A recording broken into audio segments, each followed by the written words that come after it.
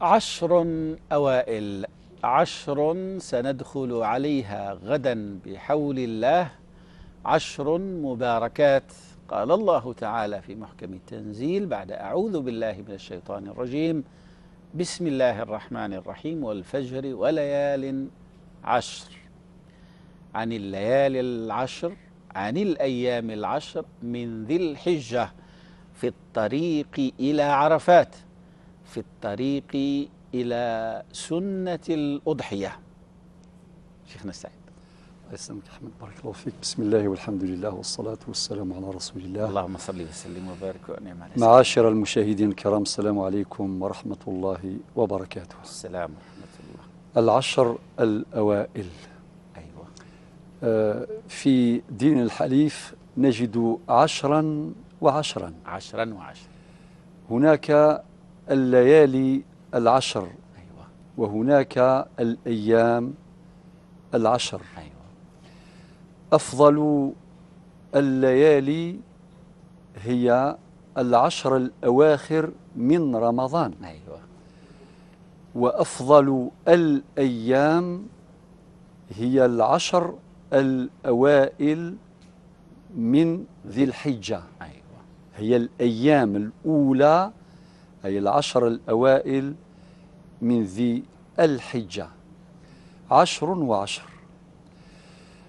الليالي العشر الأواخر فضلت على سائر الليالي لأنها تحتوي وتشتمل على أفضل ليلة، وهي ليلة القدر. صحيح.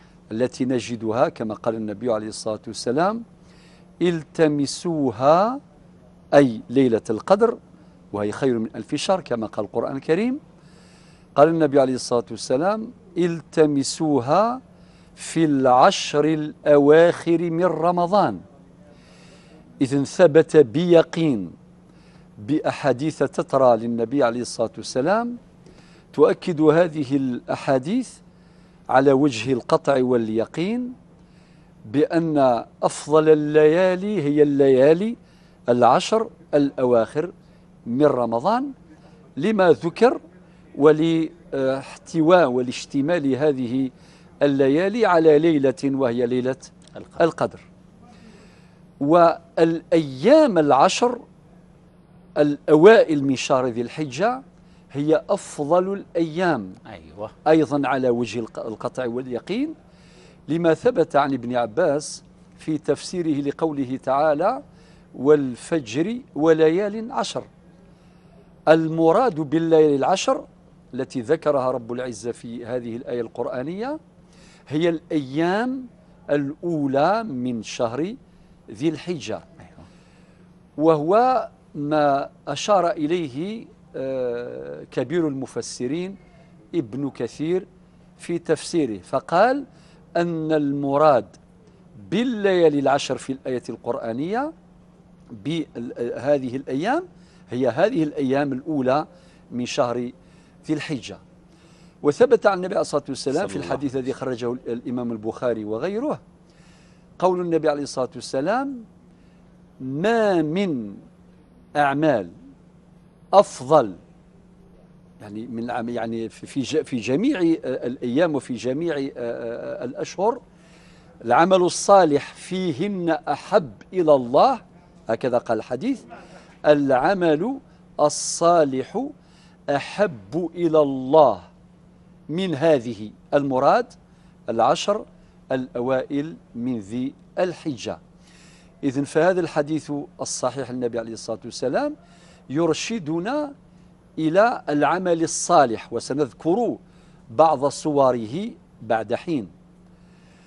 وهناك حديث آخر في رواية أخرى النبي عليه الصلاة والسلام قال: فأكثروا فيهن التهليل والتحميد.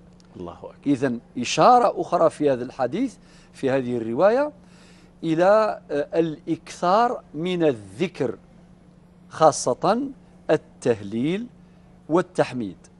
والسؤال المطروح: ما هو العمل الصالح؟ ما هي صور العمل الصالح المستحبة في هذه الأيام المباركات الأيام الأولى من شهر ذي الحجة.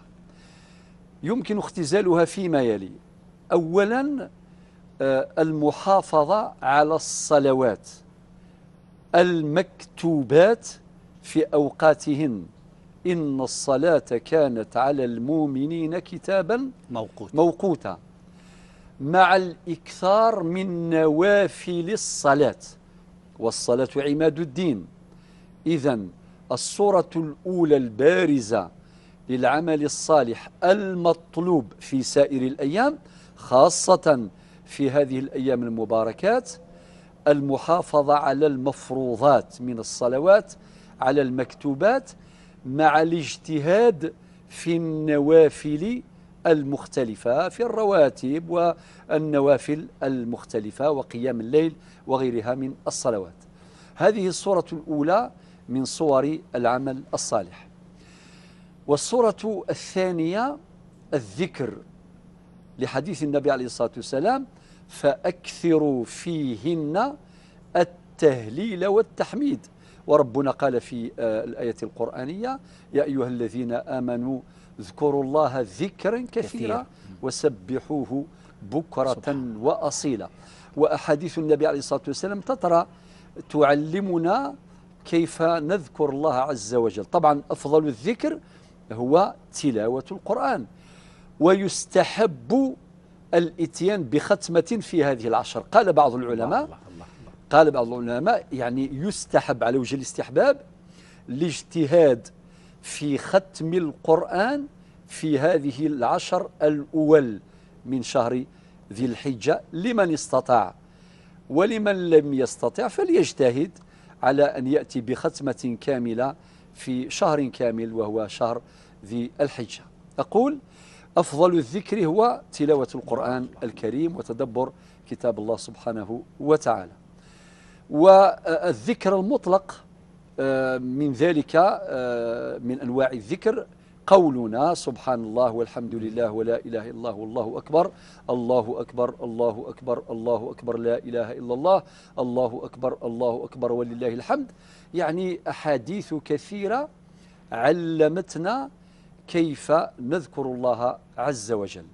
إذن من صور العمل الصالح في هذه الأيام المباركات من شهر ذي الحجة العشر الأول هو الإكثار من الذكر: ألف تلاوة القرآن الكريم وهو أفضل الذكر، ب مطلق الذكر، أو كما قال النبي عليه الصلاة والسلام: فأكثروا فيهن التهليل والتحميد. وكذلك من صور العمل الصالح الصدقة، بذل المال. بذل المال. فالصدقة في هذه الأيام الأول من شهر ذي الحجة مستحبة بقدر الإمكان. وقد قال العلماء أن لماذا وجه الاستحباب في هذه الأيام؟ لأن الناس سيستقبلون عيد الأضحى المبارك، فليت العطاء يكثر ويعم ويتمدد في المجتمع لمساعدة الناس ولدعم الناس ولقضاء حوائجهم ولتوفير أسباب الاحتفال بعيد الأضحى المبارك. بيقين أن هذا العيد سيمر علينا وسيأتينا في ظروف صعبة لا يمكن إنكارها، ولكن لله في أمره شؤون، العبد بالتفكير والله بالتدبير. سبحانه. ربنا عز وجل يبتلينا بما يشاء لا بما نشاء، ويبتلينا كيفما شاء لا كيفما نشاء، سبحانه. ويبتلينا متى شاء لا متى نشاء. الله. هي قواعد ذهبية في حسن التناغم والانسجام مع القضاء والقدر. ربنا يبتلينا بما يشاء لا بما نشاء. لا يملك أحدنا سلطة أو حقا في الأمر. صحيح. بل الله عز وجل هو الذي قال في سورة الملك: الذي خلق الموت والحياة ليبلوكم أيكم أحسن عملا. إذن ربنا عز وجل يبتلينا بما يشاء لا بما نشاء. ربي أغي جرب سويني كفغا ماشي سويني نفغا، ويبتلينا كيفما شاء لا كيفما نشاء. سويني كفغا ماشي سويني نفغا، وربنا يبتلينا متى شاء لا نختار الوقت. لو آل الأمر إلينا لقلنا أن المواسم هذه الأعياد تمر علينا بيسر وبسلام وبأمان، ولكن مرحبا بقضاء الله وقدره. ربنا يجربنا ويبتلينا متى شاء لا متى نشاء. ربنا يجرب من الميك فغا ماشي من المين فغا. هي ظروف صعبة نمر بها في هذه الشهور، ولكن بقدر الصبر يكون الأجر. الله سبحان الله. تخيل يا أخي أحمد أن أهل الجنة يوم القيامة تقول لهم الملائكة تهنئهم بما ورد في سورة الرعد في الآية 24. ربنا يقول: سلام عليكم بما صبرتم فنعم عقبى الدار. هذه تهنئة ربانية، تهنئة ملائكية لأهل الجنة، ووجه الاستحقاق بسبب الصبر. سلام عليكم بما صبرتم فنعم عقبى الدار. هذه التهنئة في الآخرة.